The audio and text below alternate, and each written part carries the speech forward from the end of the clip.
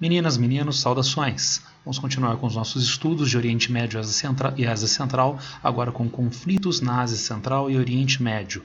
Vamos dividir esse assunto em partes, começando com o Golfo Pérsico.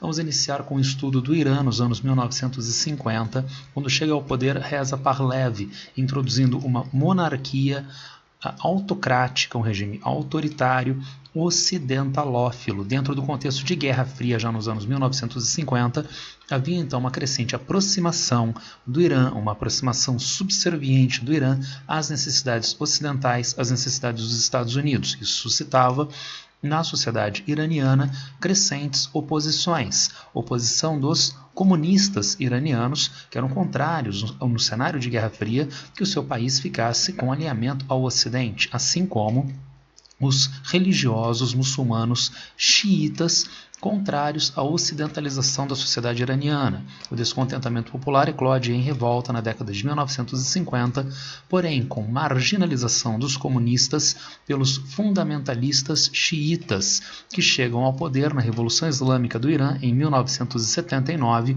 fundando um governo republicano confessional xiita. Era uma monarquia, virou um regime republicano, mas um regime republicano com fé oficial muçulmana xiita. Para nós é bastante importante dois aspectos, então. Irã, de monarquia americanófila, voltada às necessidades do Ocidente, subserviente ao Ocidente, para uma república anti-ocidental com fé oficial muçulmana xiita. Isto vai gerar problemas, vai gerar interferências na política regional. Vejamos. Em 1980, começa a guerra entre o Irã, que tinha vivido o processo revolucionário no ano logo anterior, e o país vizinho, o Iraque. Quais são os interesses envolvidos nesse conflito? Estados Unidos, enfraquecimento do governo iraniano anti-americano. Então, os Estados Unidos têm interesse de, através de o Irã estar submetido a uma condição de conflito externo, estar enfraquecendo este ideal anti-ocidental, anti-americano na Ásia Central, Oriente Médio. O Iraque também tem o seu interesse, qual seja o temor do expansionismo xiita iraniano para o território vizinho, o território iraquiano. Vejamos por quê. O Iraque era presidido à época por Saddam Hussein, um sunita. Sunita que entretanto, ele não é da maioria da população. Os sunitas são minoria na população iraquiana. A maior parte da população é xiita, concentrada nessas porções mais meridionais orientais, inclusive nas proximidades com o Irã, na fronteira com o Irã, havendo ainda um terceiro grupo importante, que são os curdos, aqui ao norte.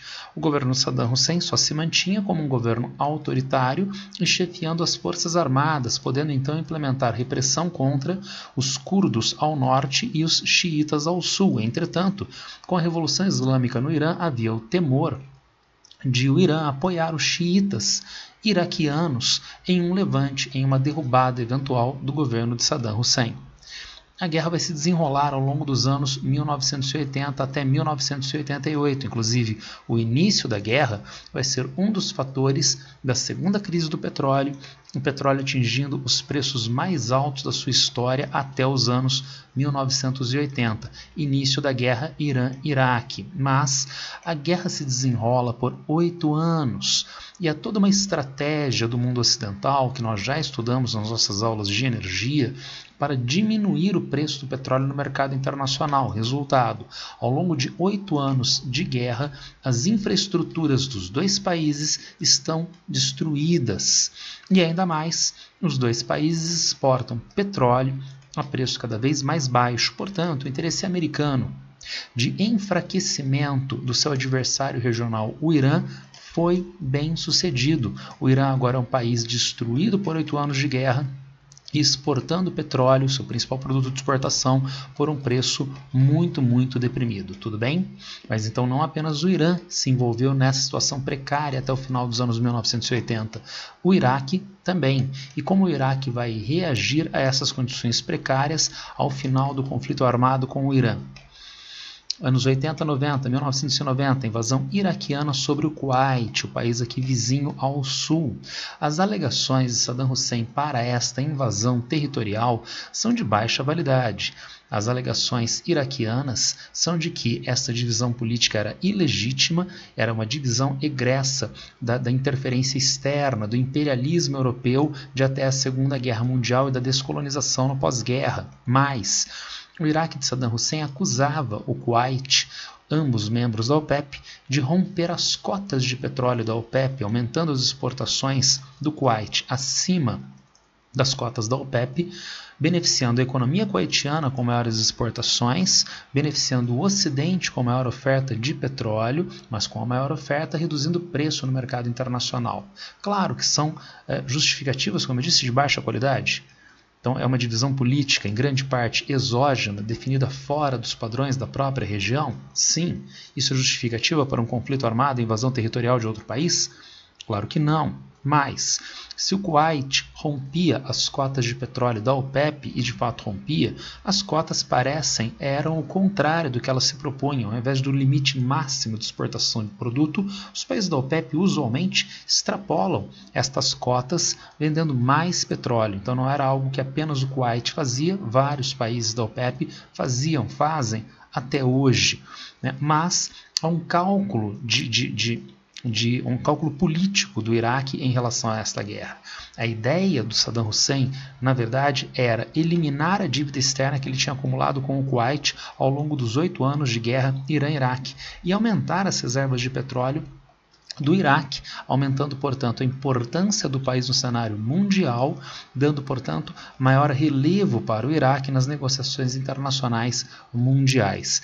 Isso, entretanto, foi um cálculo bastante errado. O petróleo era, à época, ainda mais do que hoje, um fator de segurança nacional para os Estados Unidos, que aumentaram a pressão contra o Iraque com vistas à retirada das tropas iraquianas do Kuwait. Porém, essa pressão, ainda no finalzinho da Guerra Fria, 1990, se deu dentro dos canais institucionais através do Conselho de Segurança da ONU, que inclusive aprovou, no final de 1990, o início da ação militar contra o Iraque até 16 de janeiro de 1991, a chamada Guerra do Golfo. Resultado da guerra: vitória da coalizão liderada pelos Estados Unidos, impondo ao Iraque restrições militares e restrições na venda do petróleo.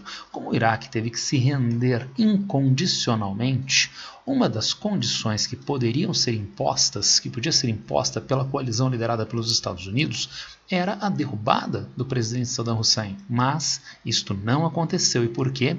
Voltando ao nosso slide anterior, lembrem-se, o Iraque é dividido em áreas de ocupação de xiitas, curdos e sunitas. Não há instituições inclusivas desses três grupos e o Iraque só mantém coesão política e territorial mediante o governo centralizador autoritário de Saddam Hussein. Trocando em miúdos, com o Saddam Hussein, há um certo desgaste para os Estados Unidos tolerar um regime que se manifesta formalmente anti-americano. Sem o Saddam Hussein é pior ainda, porque o país mergulha em guerra civil entre esses três grupos curdos ao norte, xiitas ao sul e sunitas no centro-oeste do país. Entretanto, nos anos 2000, a situação da geopolítica americana vai mudar. Vai mudar com o aumento da pressão americana junto a regiões do Oriente Médio, Ásia Central e Extremo Oriente, depois dos episódios do 11 de setembro e o início da guerra, da chamada Guerra ao Terror, a doutrina Bush, com inclusive o Iraque, assim como o Irã e a Coreia do Norte, sendo colocados dentro daquilo que o presidente George Bush alcunhou de eixo do mal. O Iraque foi um dos primeiros a pagar esta conta com a guerra contra o Iraque em 2003, com queda de Saddam Hussein, eventualmente a sua prisão, o seu julgamento e condenação à morte. A justificativa para a guerra foi que o Iraque financiava terrorismo internacional e desenvolvia armas de destruição em massa, dois argumentos de muito baixa qualidade, nunca comprovados, muito pelo contrário. Depois da queda de Saddam Hussein, as próprias forças de ocupação dos Estados Unidos tiveram que assumir que no território do Iraque não existiam armas de destruição em massa. E com a queda de Saddam Hussein aconteceu justamente aquilo que se temia viria a acontecer depois da Guerra do Golfo. Por que foi mantido Saddam Hussein no poder? Porque com ele o país não mergulharia em guerra civil. Com a queda do Saddam Hussein a partir de 2003, veio a acontecer justamente isto, o país mergulhar em guerra civil a partir de 2003. E ainda mais, se formou um novo governo, uma república parlamentar, e agora, sem a possibilidade prática de imposições contra os xiitas, tendo em vista o novo governo ligado aos Estados Unidos, os xiitas formaram maioria no novo parlamento constituído no Iraque pós Saddam Hussein. Ásia Central. Vamos começar agora a segunda parte do nosso estudo, avançando pela Ásia Central, começando com o Afeganistão na década de 1970 1980. O governo comunista afegão, que tinha chegado ao poder através de um golpe de Estado, estava sob ameaça de rebeldes, dos camponeses rebeldes ligados ao fundamentalismo islâmico sunita. Um governo comunista tendo aqui logo ao norte, fronteiriço do Afeganistão, a União Soviética. A União Soviética, em convênio com o governo comunista do Afeganistão, enviou tropas ao país com vistas à sustentação do governo do Afeganistão. Isto é chamado no Ocidente de invasão soviética no Afeganistão. Vejam, recentemente aconteceu de a Síria receber tropas da Rússia para a sustentação do governo Bashar al-Assad contra os rebeldes em Primavera Árabe. Se essas tropas foram acordadas entre o governo de Bashar al-Assad e o governo russo, dificilmente a gente pode chamar isto de invasão. Da mesma forma, o governo comunista do Afeganistão estava acolhendo essas tropas com vistas à sua sustentação. Claro que o governo afegão, apoiado pela União Soviética, teria mais do que condições de esmagar a revolta desses camponeses simples do Afeganistão. Entretanto, nós estamos na Guerra Fria e em um período de rompimento da coexistência pacífica nos anos 1980. O governo americano de Ronald Reagan vai aumentar a pressão sobre as periferias comunistas da União Soviética. Na verdade, não apenas os Estados Unidos, também a Arábia Saudita e o Paquistão, através de uma estratégia de financiamento de madrasas no Paquistão. Escolas religiosas. Na verdade, não seriam apenas escolas, seriam um instrumento através do qual Estados Unidos, Arábia Saudita e Paquistão reforçam uma ideologia muçulmana sunita avessa ao comunismo do Afeganistão, avessa ao comunismo da União Soviética, introduzindo essas pessoas formadas segundo essa ideologia e com preparação militar e com equipamentos militares na Guerra Civil do Afeganistão, criando, portanto, um equilíbrio de forças entre os rebeldes de um lado, apoiados por Paquistão, Arábia Saudita e Estados Unidos, e o governo afegão de outro, apoiado pela União Soviética. Notem então que, neste momento, os rebeldes afegãos são rebeldes ligados às necessidades dos Estados Unidos, apoiados pelos Estados Unidos, e que a gente via, por exemplo, neste patético filme dos anos 1980, Rambo 3, que tem essa dedicatória ao valente povo afegão nos anos 1980. Isso é um dos fatores que enfraquece a União Soviética. Há uma série de fatores que levam ao enfraquecimento da União Soviética nos anos 1980, inclusive em 1991 o país deixaria de existir. Antes disso, em 1989, a União Soviética não tem mais condições de manter apoio ao governo do Afeganistão, retira as suas tropas. O governo afegão imediatamente cai e o país mergulha em guerra civil até 1994, quando a etnia majoritária Pashtun, ligada ao grupo Talibã, chega ao poder e introduz um governo fundamentalista sunita, Talibã, o governo Talibã fundamentalista sunita, com viés anti-americano. Daí eu coloquei aqui para vocês uma gravura da imposição às mulheres afegãs de utilizarem a burca, uma vestimenta de corpo inteiro, cobrindo inclusive o rosto e até mesmo os olhos das mulheres, em um governo anti-americano. Isto não seria uma contradição em relação aos Estados Unidos? O Talibã, esta ideologia fundamentalista sunita, tem raízes nas madrasas paquistanesas, estratégia americana contrária à União Soviética e ao governo comunista do Afeganistão. Porém, nos anos 1980-90, o Afeganistão não está na linha das regiões mais importantes para a geopolítica dos Estados Unidos. A geopolítica americana nos anos 90 está olhando principalmente para a América Latina.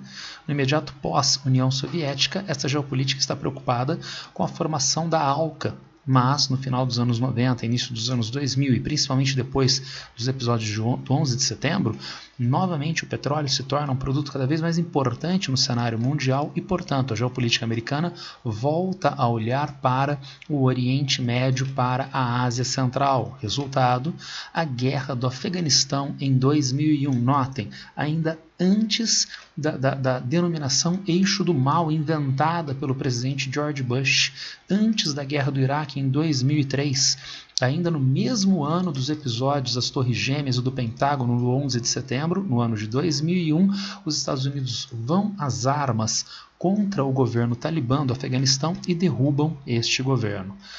Derrubar o governo afegão não significa controle americano sobre o território do Afeganistão.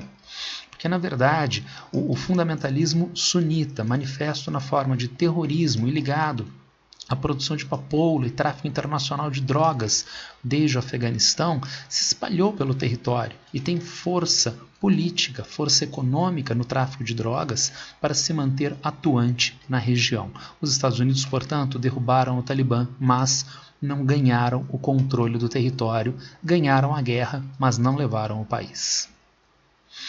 Vamos agora finalizar o estudo com convergências. Como então esses episódios conflituosos no Oriente Médio e na Ásia Central convergem na atualidade no século XXI. Vejamos, anos 2000 e 2010. Então nós temos um governo iraniano, xiita, mas que é razoavelmente limitado historicamente na região pelos vizinhos. O Afeganistão sunita, o Iraque governado pelo Saddam Hussein também sunita. Mas o que os Estados Unidos fazem em 2001 e em 2003? Derrubam esses governos. Os Estados Unidos em guerra derruba esses dois governos que eram limitadores geopolíticos para o Irã xiita. E ainda mais, se o Irã estava destruído depois de 8 anos de guerra Irã-Iraque e exportando um petróleo cada vez mais barato, aqui nós já avançamos para os anos 2000.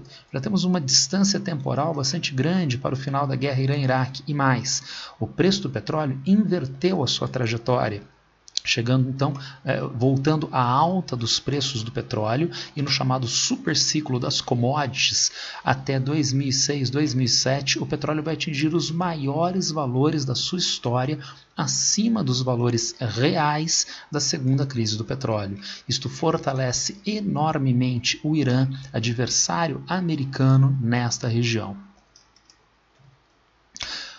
O Iraque e o Afeganistão, desde a guerra do Afeganistão e do Iraque, 2001 guerra do Afeganistão, 2003 guerra do Iraque, passaram a ficar sem governo. E sem governo não há controle sobre o território. Consequentemente, há a possibilidade da difusão do terrorismo islâmico na região, espalhamento de grupos terroristas ligados ao fundamentalismo sunita, à Al-Qaeda e, eventualmente, no território iraquiano, o Estado Islâmico. Estado Islâmico que inclusive passa a se manifestar também no território da Síria a partir dos anos 2010, com os episódios denominados de Primavera Árabe que enfraquecem o governo de Bashar al-Assad na Síria. E vejam, é um fundamentalismo islâmico, na forma terrorista da Al-Qaeda, do Estado Islâmico, que se manifesta anti-americano, anti-ocidental. Novos alinhamentos. Nós temos então um Irã que perde os adversários regionais, Iraque e Afeganistão, que se fortalece economicamente com o superciclo das commodities e exportação de petróleo caro e ainda busca alinhamentos internacionais com novas potências mundiais, a Rússia de Vladimir Putin, a China de Xi Jinping, criando então uma oposição com a outra potência regional, a Arábia Saudita, uma monarquia sunita, forte aliada dos Estados Unidos, com crescente influência do Irã também sobre a Síria, Na Síria nós não temos maioria de população muçulmana xiita, mas o presidente da Síria é Bashar al-Assad, alauíta, né, um ramo do xiismo. E mais, a Síria é uma histórica aliada da União Soviética e agora da Rússia. O Irã, então, para se proteger das crescentes ameaças dos Estados Unidos, desenvolve um programa nuclear. Um programa que supostamente seria de paz, mas obviamente o Irã aprendeu as lições da Coreia do Norte. Lembrem-se, o eixo do mal: Iraque, Irã e Coreia do Norte. O Iraque foi derrubado, teve o governo derrubado em guerra com os Estados Unidos em 2003. A Coreia do Norte não. E por quê? O desenvolvimento de programa nuclear norte-coreano, que é um instrumento, portanto, de defesa contra as ameaças externas dos Estados Unidos. O desenvolvimento também de um programa nuclear pelo Irã, que ele alegava ser para fins pacíficos, mas, obviamente, ele aprendeu as lições norte-coreanas de defesa frente a uma ameaça eventual dos Estados Unidos através do desenvolvimento de armas de destruição em massa nucleares. Isto opôs o Irã ao Ocidente, em especial aos Estados Unidos, problema supostamente superado a partir do acordo entre os Estados Unidos e o Irã, o acordo dos 5, na verdade, que possibilitou então um controle pela comunidade internacional do programa nuclear iraniano. Entretanto, agora mais recentemente, o governo Trump unilateralmente rompeu o acordo com o Irã e voltou a impor sanções contra o país, voltando a uma escalada de tensões na região. E, incrivelmente, agora no ano de 2020, o Talibã, que começou esta análise da Ásia Central para a gente, no Afeganistão Talibã, né, que começou essa análise da Ásia Central, volta a ter aproximação com o governo americano. Acordo de paz entre o governo afegão e o Talibã, mediado pelos Estados Unidos agora em 2020, o que é, entretanto, bastante problemático em diferentes aspectos. Primeiro, é ano eleitoral nos Estados Unidos. Sendo ano eleitoral, quem será o presidente no próximo ano e vai sustentar ou não essas negociações de paz? Vamos imaginar que essas negociações sejam mantidas e, de fato, as tropas americanas não estejam presentes no Afeganistão em 2021. Ora, o que aconteceu em 1989 quando o governo soviético retirou as suas tropas do Afeganistão? O país mergulhou em guerra civil, o que a gente pode ter acontecendo novamente a partir do ano que vem no território afegão. Para finalizar, um breve estudo sobre a chamada Primavera Árabe. Como nós podemos caracterizar o fenômeno? Revoltas populares de caráter massivo e irrestrito contra estruturas políticas autoritárias de longa duração no norte da África e no Oriente Médio. Quando começou a Primavera Árabe, no início dos anos 2010, vejam, nós tínhamos governos que estavam no poder há 11 anos. Há mais de 40 anos. São governos, portanto, autoritários de longa duração. Qual vai ser o desdobramento, entretanto, dessa chamada Primavera Árabe nestes países? Eu dividi aqui para vocês alguns grupos de países por cores, identificando então alguns desdobramentos potenciais, tanto no Oriente Médio quanto no norte da África.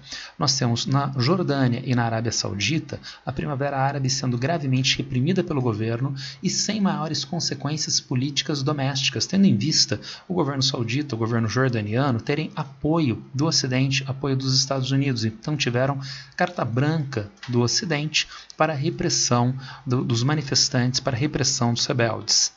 Queda do governo na Tunísia, na Líbia, no Egito e no Iêmen. A permanência de guerra civil na Líbia e no Iêmen até a atualidade. Os dois países se mantêm em guerra civil.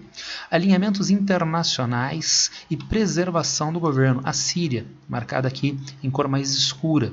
A Síria, como eu disse para vocês anteriormente, tem historicamente ligações com a União Soviética e hoje com a Rússia. A intervenção russa na guerra civil da Síria possibilitou a manutenção do governo Bashar al-Assad e o controle atualmente de quase todo o território da Síria. E, finalmente, continuismos de elementos dos governos antigos, é o caso da Tunísia e do Egito. Na Tunísia, os líderes políticos ligados ao velho presidente deposto Ben Ali é que estão no poder na atualidade em diferentes cargos-chave. E no caso do Egito, nós temos duas forças, uma institucional, historicamente no poder, e uma outra força política, historicamente banida do poder na clandestinidade. Trata-se dos militares e da Irmandade Muçulmana. Quando da queda do ditador Hosni Mubarak, na primeira eleição livre da história do Egito, a Irmandade Muçulmana chegou ao poder, a outra força que não os militares, mas em um governo conturbado que tendia à instauração de um governo confessional no Egito e sob crescente oposição dos militares e descontentamento da população, a Irmandade Muçulmana foi derrubada do governo. E nas novas eleições estabelecidas, quem chegou ao poder senão os militares, que estavam no poder na figura de Hosni Mubarak antes do início dos levantes de primavera árabe no país. Então nós temos aí 5 desdobramentos: repressão e manutenção do governo na Jordânia e na Arábia Saudita, queda do governo na Tunísia, na Líbia, no Egito, no Iêmen, sendo que na Líbia e no Iêmen a queda de governo resultou em conflito civil até a atualidade. Queda de governo na Tunísia e no Egito com o continuismo dos governos anteriores à Primavera Árabe e a manutenção do governo por alinhamento internacional com a Rússia na Síria. Tudo bem?